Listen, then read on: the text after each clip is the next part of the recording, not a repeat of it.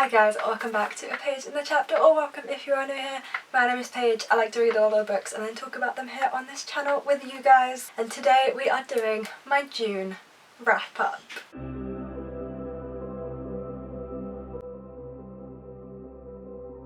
June was an absolutely fantastic reading month for me. I really just found my stride again with BookTube, the bookish community in general, and just reading. I just really got my mojo back. I was finding books that I loved, I was finding books I was excited about, and I read 23 books in June. Like, what? From March and April, where I didn't read a single book, to reading 23 books in June. Granted, 18 of those books were for a 21 books in 21 hour challenge that I did, so I don't know if it counts when I read them all in a 24-hour period, but I still read them in the month of June. Whether it was for a 24-hour challenge or not, I read 23 books in June. So yeah, a pretty crazy month. If you guys like the sound of this video and you want to stick around and see more, why not hit that big red subscribe button down below and stay tuned for future content. I upload twice a week on a Wednesday and a Friday, so there is absolutely no shortage of bookish content here. You are gonna want to stick around and see it, I hope. Anyway, you guys can also check me out on Instagram and Twitter. There is obviously no obligation to whatsoever, but it is a very easy behind the scenes way to kind of control more of what you see on this channel. I do a lot of polls, I do a lot of questions, I do a lot of communicating with you guys, so if you kind of want to control what I'm reading and thus talking about on this channel, it's a good place to go and do that. And now we should probably get in to all of these books, because 23! I'm gonna keep saying it because I'm so impressed with myself. 23! So the very first book that I read in the month of June was Legendborn by Tracy Deonn. I really enjoyed this book and I would recommend it to everyone, but it's not gonna be like a new favourite for me. I might continue with the series, I don't know. So if you aren't aware, Legendborn is like a modern day King Arthur retelling set on a college/school campus, and there's magical powers involved. This book, for me at least, was a little bit slow to get going. It feels like you're moving forward and you're not reading it thinking, oh, this is slow and this is such a slog to get through or whatever, but it does take until you're about halfway through the book until you're actually like into this plot. The magic system is very confusing at first, but the more you read it, the more it starts to make sense. The more you kind of just get the gist of it. I feel like the magic system isn't ever really explained in great detail. You're kind of just expected to get the hang of it, and I will say you do. And this magic system is so intricate and unique that it really did grow on me, even though I had some reservations to start with. There's also a very unexpected romance element in this book.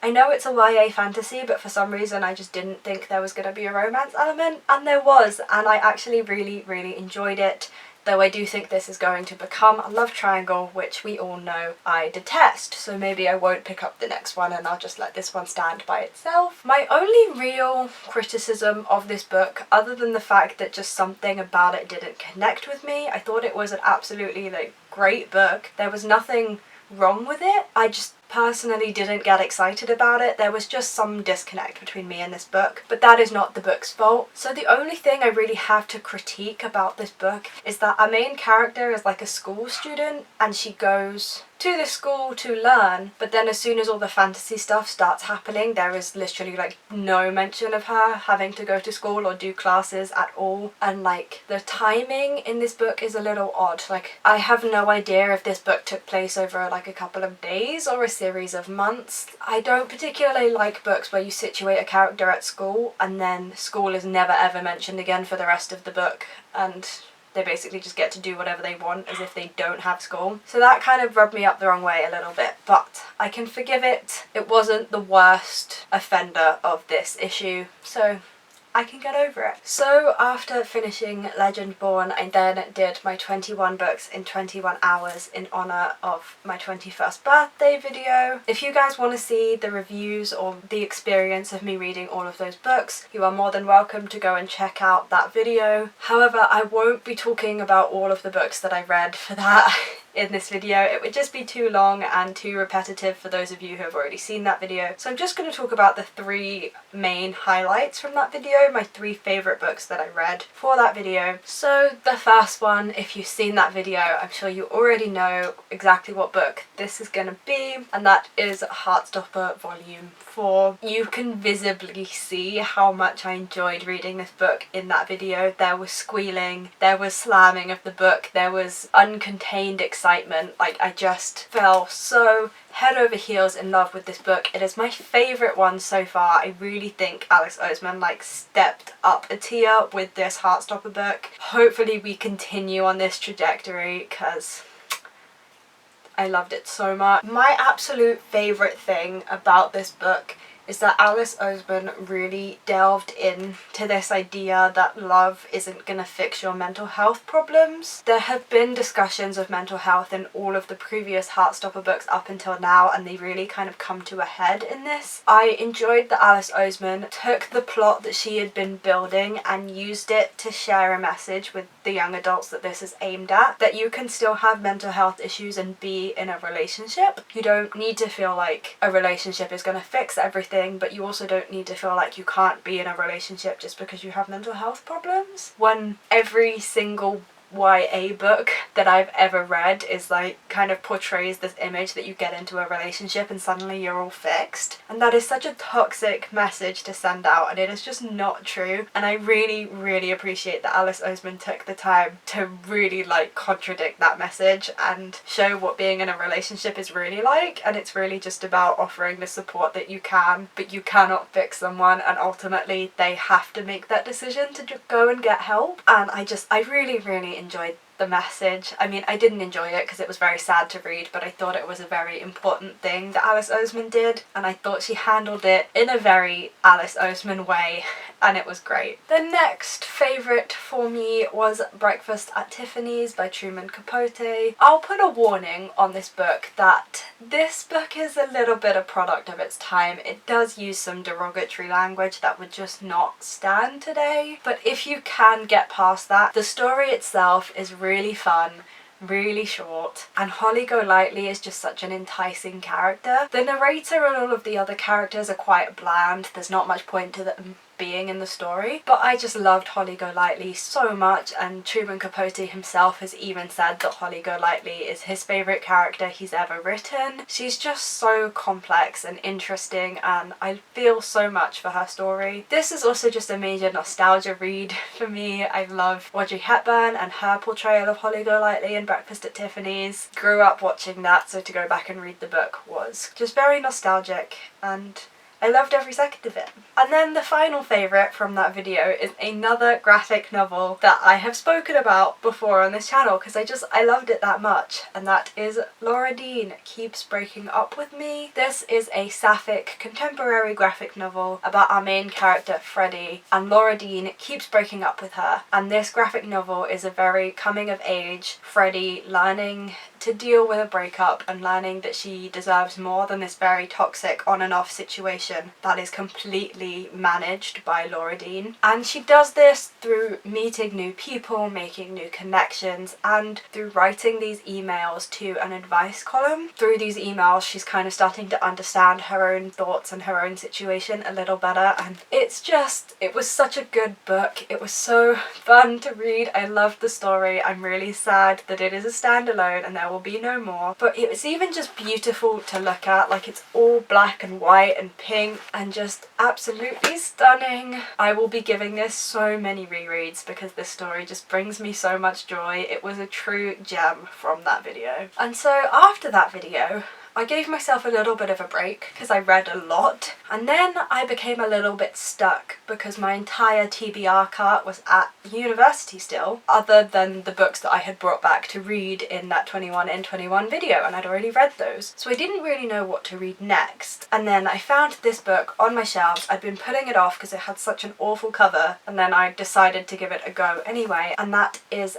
The Silence of the Girls by Pat Barker. If you guys saw my Should You Judge This Book by Its Cover video, then you will already know that I detest this cover, but I love this book and I gave it a 5 stars. This is a feminist retelling of the Trojan War, told from the perspective of the women enslaved in the Greek camps and their experiences of the war. In a story that has never been told before, this won the Booker Prize, and it is an amazing book. This restored my faith in Greek myth retellings after the mess that is Madeline Miller. She really put me off them for a while, and to pick this up and fall straight into it really just made me feel so good again. I will say, if you enjoyed The Song of Achilles, then you will probably enjoy this. This is told from the perspective of Briseis. I don't know if it's pronounced that way, but that's how I read it in my head, so I'm very sorry if that's wrong, but in my head it's Briseis, and I know Briseis is a character in The Song of Achilles, so this is kind of from her point of view. However, the portrayal of Achilles and Patroclus in this book is very, very different to The Song of Achilles, and you may not like that coming from this book, but I still think if you just want to see the same kind of story from a feminist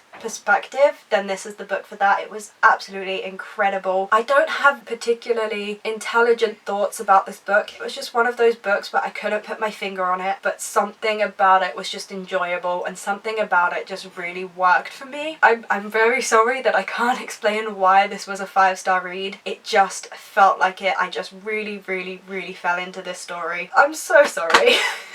I then also had my birthday in June, obviously by my 21 in 21 video. So a book that I was gifted for my birthday was Last Night at the Telegraph Club by Malinda Lo, and again this was another 5-star read. It was a fantastic month of good reads. This is a sapphic novel about our main character Lily, and she is Chinese American living in 1950s America with the backdrop of the Red Scare, and this book is very much about our main character Lily coming to terms with her sexuality whilst meeting and experiencing a gay bar called the Telegraph Club with one of her classmates, Kath. It is very much about Lily discovering that there is very much an LGBTQ+ community where she is living, even though in the 1950s the world would very much have you believe that it is a very bad and dangerous thing to be a part of this community, and that it doesn't exist. I will say, this is one of those books where nothing really happens. It is not plot driven, it is extremely character driven, but apparently these kind of books were just hitting right with me this month because I adored it. The socio-political history that was really discovered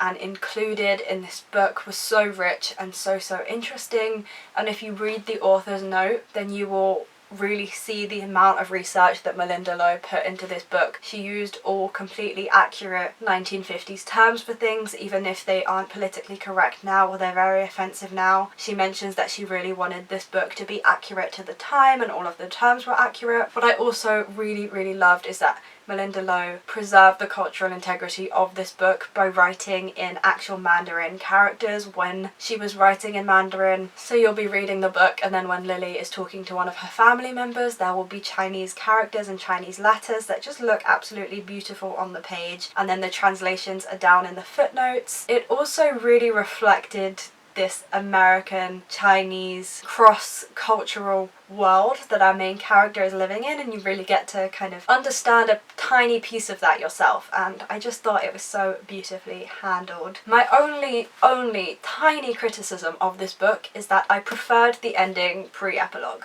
personally, but I can see why the epilogue was needed. I just thought that the ending pre-epilogue was very ambiguous and very hopeful, and I kind of preferred it without the answers, but I don't think Malinda Lo was going to win either way, so it was still a 5-star read. I thought the epilogue was still fantastic. It didn't affect my rating. Then the penultimate book that I read this month was a reread for me. I was really in the mood for a YA summary contemporary, but we were having absolutely awful weather, so I wanted to save the new Morgan Matson book that I had bought for when we have a heat heat wave. Apparently there is one on its way. If it could hurry up, that would be appreciated. So I decided to reread my favourite Morgan Matson book, and that is The Unexpected Everything. I have spoken a lot about this book on this channel, but if you are unaware, this is about our main character Andy, and her dad is a politician. He is never around, and Andy has her whole summer planned out. She's going to go on this very prestigious, very fancy pre-med course that will help her get into university. And then there is a scandal in her dad's office, and her recommendation is pulled from this course and she's dropped from it. Her dad has to stop working and live at home, and so this is very much about Andy having to find last minute plans, meeting new people, learning how to spend time with her dad again, as well as dealing with a loss that they have never dealt with, and just about Andy learning that she really cannot control everything. Dogs are a massive part of the storyline and they make it so fun and so unique, and if you haven't read this Morgan Matson book yet, then I highly recommend it, because it's still a 5-star read the second time around. I still loved it. And then the final book that I read was Caraval. I had heard incredible things about this book. This is possibly the book that has been on my wish list for the longest time. Everyone seems to have this on display in the back of their videos on their bookshelves, so I've been wanting to pick it up for a really long time. I think this cover is beautiful, although I don't love the step back, but I can get over it. This is a book that I could simultaneously give 2 or 4 stars. Because it's the first book in a trilogy and I mostly enjoyed it, I decided to give it the benefit of the doubt and I gave it 4 stars. My issue with it was just the ending. I'm not going to give any spoilers here, so you don't need to be worried, but I just feel like the way this ending wrapped up was very much similar to a this was all a dream kind of ending.